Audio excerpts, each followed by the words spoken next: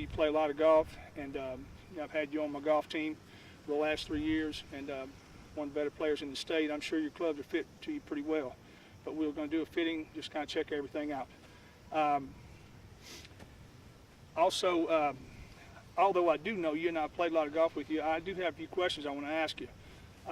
About how long have you played the game of golf, Josh? I've been playing pretty much all my life. My dad, he played at University of Arkansas, and he played a little professionally, so he really got me into the game. So I I've see. been playing all my life. Yeah, I know your dad very well, and you are in a golfing family. What about other hobbies and other sports? I used to play basketball, but besides that, I like to hunt and fish, and I see. yeah, that's pretty much all I do. Golf takes a lot of time in order It to does. hone your skills down to be very good at it, and I think you put the time in.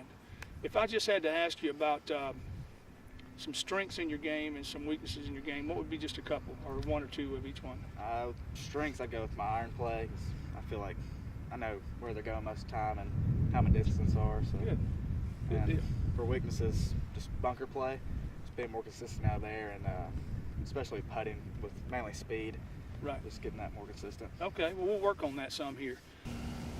I got some practice things I want you to do between now for the next week. I want you to do them for a week, and then when you come back, we'll reevaluate your scores. Our 9-hole 2-putt that we did in the middle of our putting, par's 18, okay? Set you some cones or set you some tees like we've got our cones here, and execute that drill. 9 holes, 2 putts, keep score it every time like we did.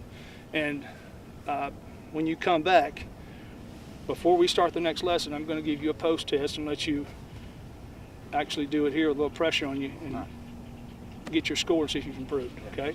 As far as the chipping goes, we'll do our bullseye chipping like we did, and we'll score that as well. I want you to do those 2 things for the week, okay? That's your homework, Josh. All right. Okay? You do those 2 things for the week, and then when you come back, we'll post test those, and then we'll start the pitching and bunker lesson.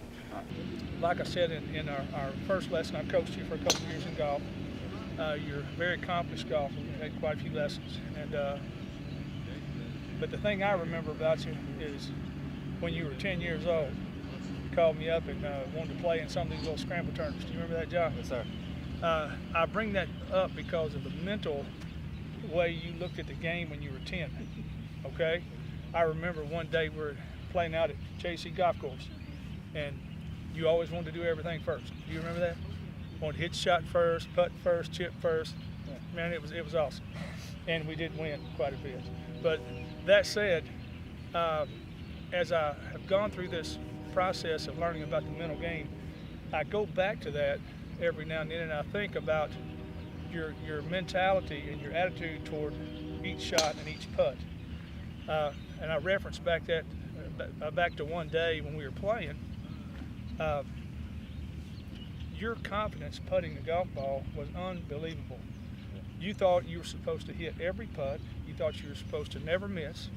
And see, that's something that it's very hard to, as you get older, it's very hard to carry that over. We were playing out there one day, and I didn't putt a golf ball until the 7th hole.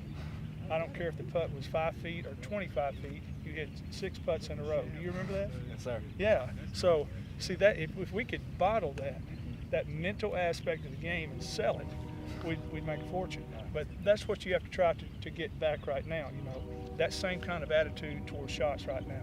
So as we go through the full shot and even on the on course, I want you this mental and visual imagery that I've been telling you about. I want you to try to install that into your kind of your pre-shot routine in your game, and see shots before you take them. Actually see what's going to happen, and shut your eyes if you want to, and mentally visualize or look out there and actually visualize a shot where you're going to hit it. But, just try to do that a little bit. We're going to do that some today too, and add that to your pre-shot routine.